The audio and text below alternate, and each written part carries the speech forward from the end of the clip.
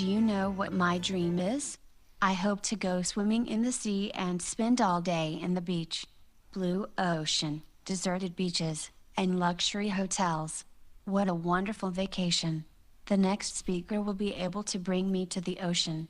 Now, I'd like to introduce our next speaker, Tim Smith, the Chief Representative for North Asia of Maersk Group and Chairman of Maersk China Limited. Mr. Tim Smith has worked in the container shipping industry for more than 30 years, mostly in Asia. In the Maersk Group, one of the world's largest shipping companies, he is responsible for the enlargement of commercial opportunities in the Asia region, as well as for the risk management and compliance, and leadership development. Ladies and gentlemen, would you please give him a big hand to our next speaker, Tim Smith? Well, good morning, everybody. I think that's the first time I've ever been introduced by a robot, so a new experience for me. But as the robot told you, my name is Tim Smith. I'm a Group Vice President with the Maersk Group. We're a Danish conglomerate who are active in the shipping and logistics business globally. It's a great pleasure for me this morning to have an opportunity as a representative of the shipping and logistics industry to participate in the 18th World Knowledge Forum. I think this is a great conference that's organised, giving a chance to talk about how the fourth industrial revolution is bringing us to an inflection point, which is going to change how many businesses work. We heard from the previous speaker this morning about the much more glamorous world of entertainment, immersive TV and immersive experiences in the entertainment sector, and how technology is influencing that. I'm going to talk about a much less glamorous and sexy subject, which is shipping and transportation, how we physically move goods around the world. But the technology changes that we're seeing are no less profound and have substantial implications for shipping and transportation, just as they did for the world of movies and entertainment. So briefly, I will just say a little bit about my company, Maersk. We have a history dating back to 1904, but today the company, which in the past has been a very broadly based conglomerate, active in many different sectors, now we are specifically trying to narrow our focus to concentrate on the transport and the logistics sectors. We have a number of vehicles that we work on in this sector. Maersk Line is the world's largest container shipping company. APM Terminals is our ports and terminals management company. We have 76 terminals under management in 76 different cities around the world. And Damco, our logistics business, are actually managing the supply chains for many of the big international companies such as Walmart and Adidas globally. And our goal is to link these businesses together to support the end-to-end supply chains of our customers. And the digital revolution is going to be a big enabler of that linking together. So our goal is to become the leading integrator of container logistics globally, building a global scale and providing these end-to-end solutions that our customers need to manage the whole process of importing and exporting goods. Now, before I look forward at the way that we think that digitalization is going to change the industry in the future, I'd just briefly take a minute or two to look at some of the history and the context for the industry. Because really the last time shipping and transportation saw major technological disruption goes back to the 1970s with the introduction of the container. That was the last time we saw a significant change that really transformed the way that the industry operated. And since that introduction, since the early 1970s with the introduction of containers, we've seen a tremendous impact on the world's economy. Containerization has really brought markets together. It's enabled companies like Maersk to build global networks of shipping services very efficiently, very low cost. And that has really facilitated the development of world trade. So ever since the 1970s, we've seen very strong growth in world trade. And the transportation industry actually, I think, has been a little bit of an unsung hero in contributing to that by making it possible for importers and exporters to do business internationally. we wouldn't have seen the rise of the champion Korean companies, the chaebols, like Samsung, and their ability to market their goods internationally if there weren't effective distribution systems to get their goods to market.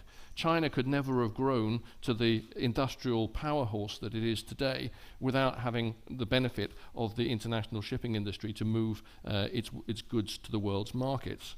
And just to put that a little bit in context, the role of the shipping industry has brought costs down successively year by year for over 20 years. So today, if you want to move a pair of Adidas running shoes that are manufactured in Asia to Europe, and those running shoes sell for probably over 100 euros a pair, the shipping cost to get them all the way from Asia to Europe is less than 50 cents per pair. So it really is a hell of a good value for money for what the industry provides today. But, as I say, we haven't really seen a lot of technical disruption of the industry since the 1970s. There's been a lot of technical advance, a lot of new technology that's come to the industry, but that has mostly been used to make it more efficient. So we've built ever bigger ships, we've built increasingly fuel-efficient ships, we've found ways to reduce emissions, we've found ways to improve productivity and take cost out. But the fundamental way that the industry works hasn't changed for 30 or 40 years. Now, with the rise of digitalization, we're starting to see a different type of change.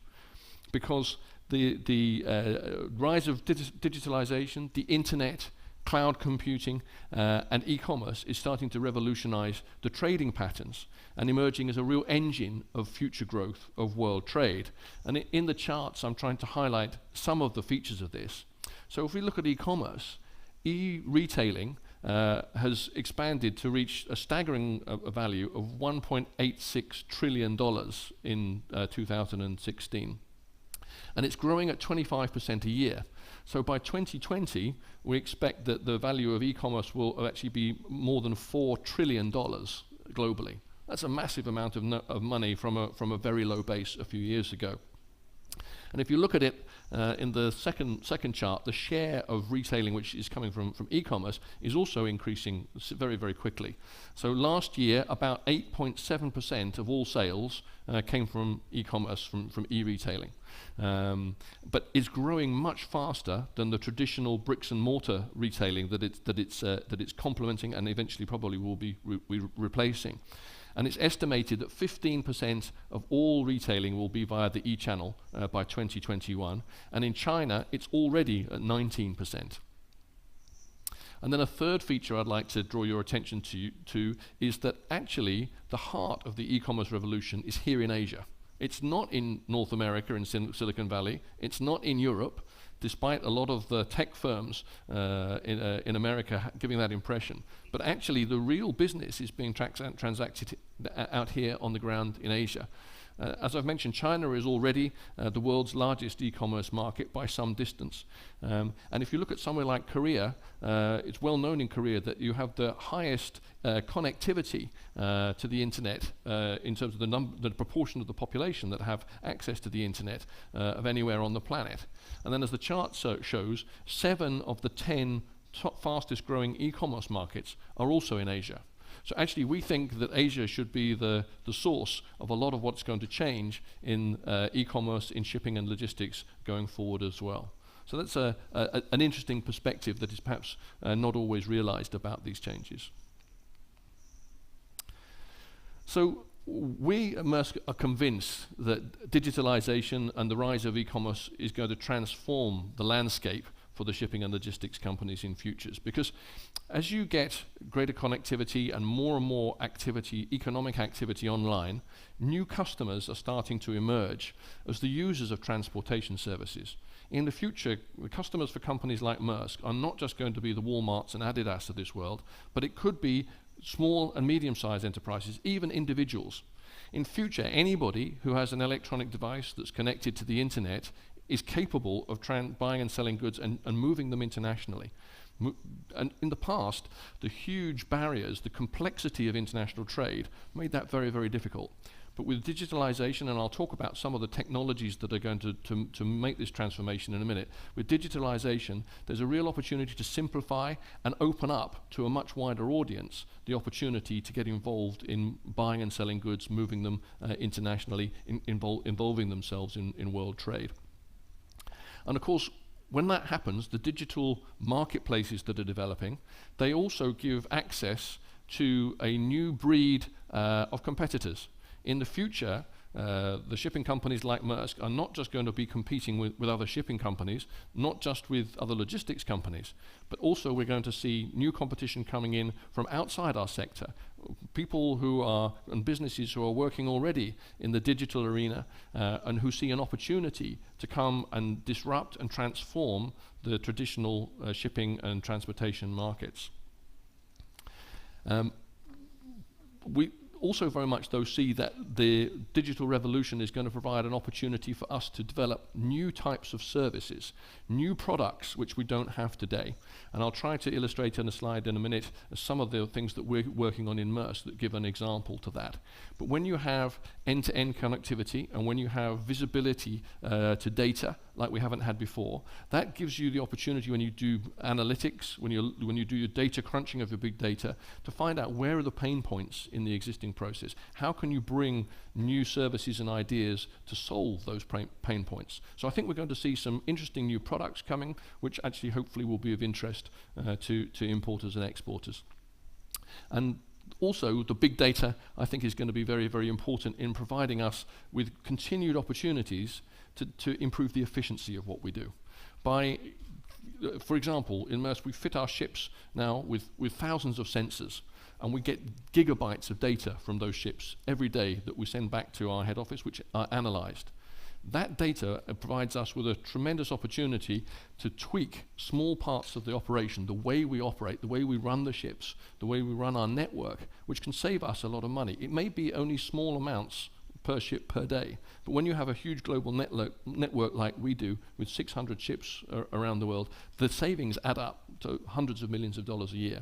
So digitalization also provides the raw information that enables us to improve the cost and efficiency of what we do. So all of these ways that digitalization is going to change the marketplace. And of course, these changes are both an opportunity and also a threat to the existing players in the industry. As I've already mentioned, on the positive side, I think digitalization has a huge power to drive future trade growth. The rise of e-commerce is going to, I think, bring new life into the demand for shipping goods internationally and help us, as I've mentioned, to reduce the cost of doing that. But it also brings the opportunity for new competition to enter the market. And I think that's one of the things that is very, very important for all of us who are existing players in this business, to understand that we have to respond to this challenge. We can't ignore it. We have to embrace digitalization now if we want to survive. Because the market will not wait for traditional players, for the dinosaurs like me in the industry, to catch up with modern technology. Advances in e-commerce and supply chain management are changing really, really fast now in our industry. So if the established players do not digitalize and innovate to deliver new products and services which are valuable to customers, both existing customers and new customers, B2B customers and B2C customers, then there really is a huge chance of being disrupted and of our businesses being diminished. And in fact, that external disruption is already taking place. As the graph shows the number of new tech startups that have been working in the shipping and logistics environment. And as you can see, there were some attempts, from as long ago as the early 2000s to try to use electronic technology to provide new services in this sector. Companies like Intra, which are an electronic booking portal, so if you want to import or export goods, you can use Intra to book with any shipping line globally. And then S-Docs as another example. They were a company that tried to streamline some of the extremely complicated documentation flows that are necessary in international trade. And they had some success. But as you can see over here, in the last 2 or 3 years, we've really seen an unprecedented growth in new businesses coming in and trying to operate in the digital space in the transport and logistics sector. And many of these new players, they're bringing new ideas from outside the industry, capabilities that we haven't got in shipping and logistics. They're bringing technology that we haven't used before, and they're bringing capital from outside the industry. So there's a real risk, as I said, that the established players in this space are going to get disrupted if we don't respond. If we don't try to look at this trend and say something fundamentally is changing here, we need to do business differently if we want to survive and compete going forward. But I think it's also true to say that the established players like Maersk, we do have some advantages. We do have some tools which will enable us to compete in the digital era, and fight back with these and take advantage ourselves of these new technologies. You know, our understanding of the end-to-end process of importing and exporting through years of working with customers and suppliers and external stakeholders such as the ports and customs authorities and banks, that gives us a very good understanding of the physical flow that's necessary to actually move your goods from one side of the world to the other. And also we have a lot of operational skills, and we have a lot of assets, physical assets, ships, containers, cranes, trucks, warehouses, and very importantly, IT and people. We have those capabilities today, and if we use that base and actually also move up into the digital space, then I'm very confident that the best shipping and logistics companies can actually compete with these new players that are coming in from outside the industry. And as I've already mentioned, one of the benefits we have is that we have a huge amount of data already from the way we operate today, which if we analyze it systematically, if we use it, gives us an opportunity to improve the efficiency of what we do and help to innovate and find new products to compete. So in the rest of this short presentation this morning, I'm going to share some of the initiatives that we're working on at Maersk in different areas, which give a flavor for how shipping companies need to evolve in order to take advantage of the technology that's there, the opportunities there, and also fight against the disruptors from outside. And the first thing I'm going to talk about is our partnership with IBM to develop blockchain technology for use in the shipping and transportation industry. So currently, I think you probably know, importers and exporters have to manage a huge array of separate paperwork and forms at every stage of the transportation process. Often the core data that is used at different stages in the process is the same, but there's no way at the moment to reuse that data automatically, efficiently, electronically. It has to be reworked from scratch, oftentimes using fax or manual documents, filling in customs forms or getting approvals from quarantine authorities and banks to move the goods physically along the supply chain.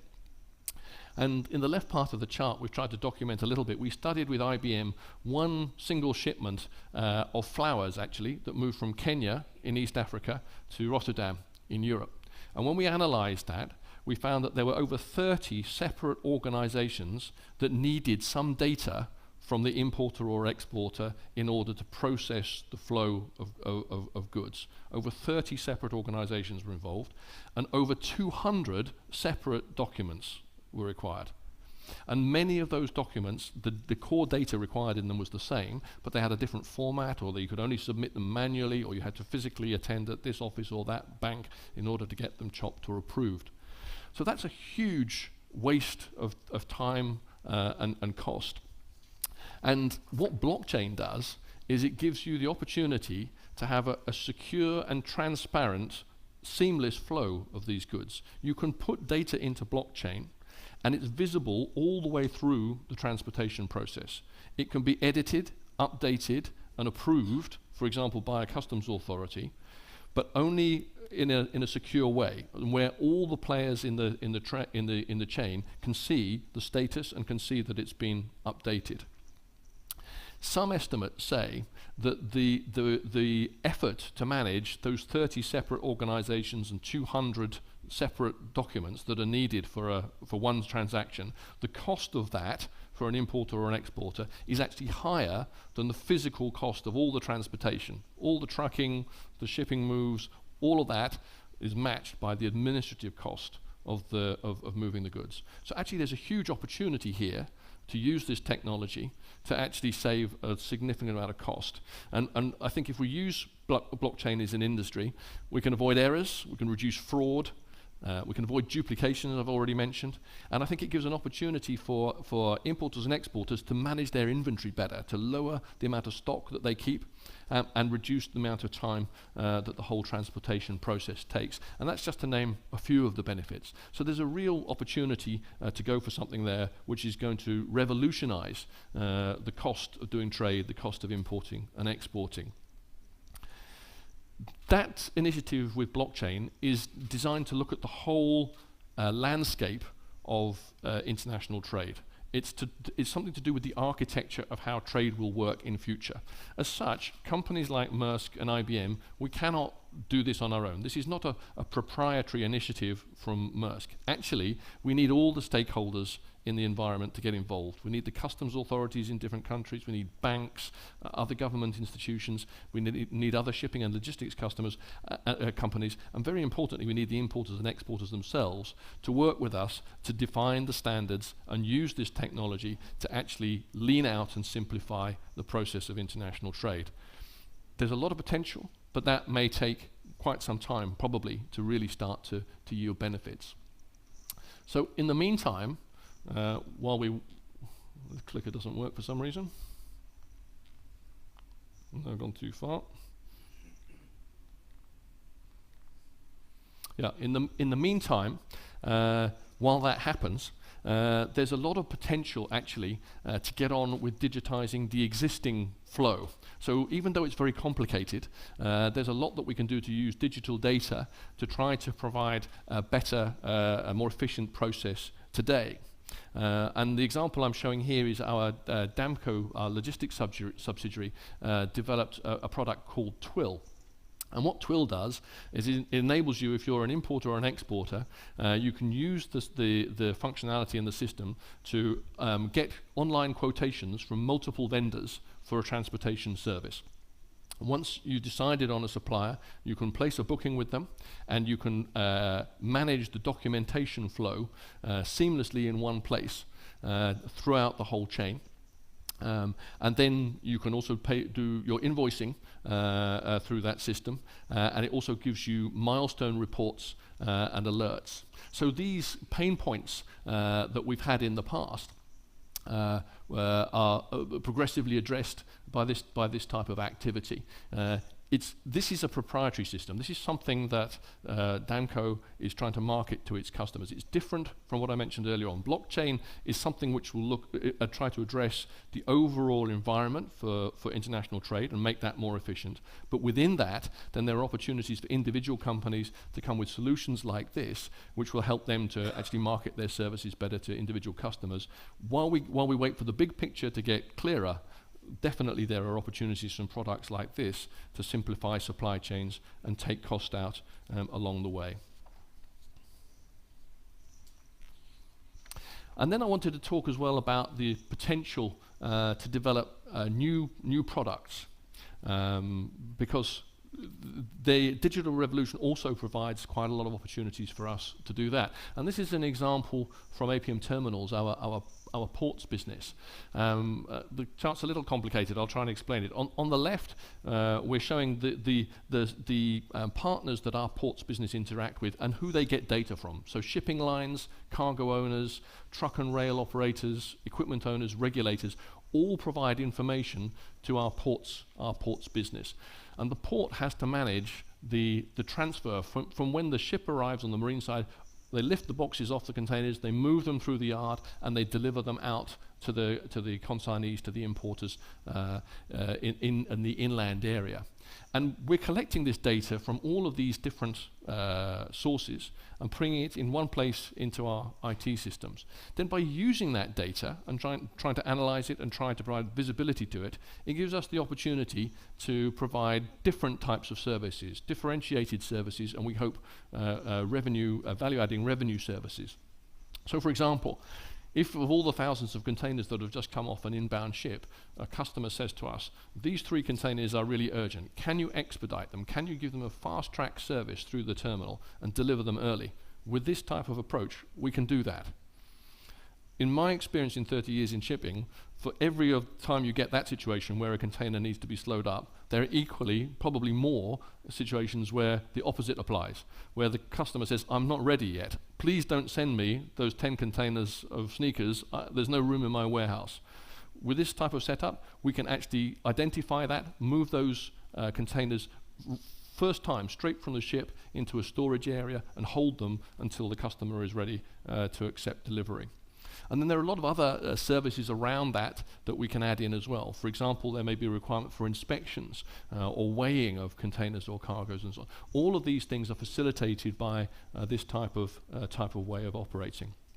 And again, as I mentioned earlier, along with that, we also get more and more data, which means that we have the opportunity to improve the efficiency of what we do. And then another example is a product that we launched this year called Remote Container Monitoring. And what this does, again taking advantage of digital technologies, we've equipped so far 400 of our ships and around 270,000 of our refrigerated containers globally. And we send data from the containers via the ship's messaging antennae via satellite and beam that information back to our offices, to our vendors and suppliers on the land side and to the ports. And with that, we get real-time information on the status of the container. We know the temperature, the humidity, the atmospheric condition inside the box, real-time. And we can adjust that remotely from our offices. So if we can see that a container is getting too hot, we can tweak the temperature setting to bring it down. If we see that something is more fundamentally wrong, we can alert one of our engineers on the ship or on the land side to go and actually check it out and figure out what's going on and address the problem. And this has a real opportunity, we think, to improve the quality of perishable goods in transport, which is a huge business. Maersk is already the largest carrier of refrigerated cargoes globally, but a big opportunity here to reduce wastage from goods going off in transit. And along with that as well, things like insurance claims and so on.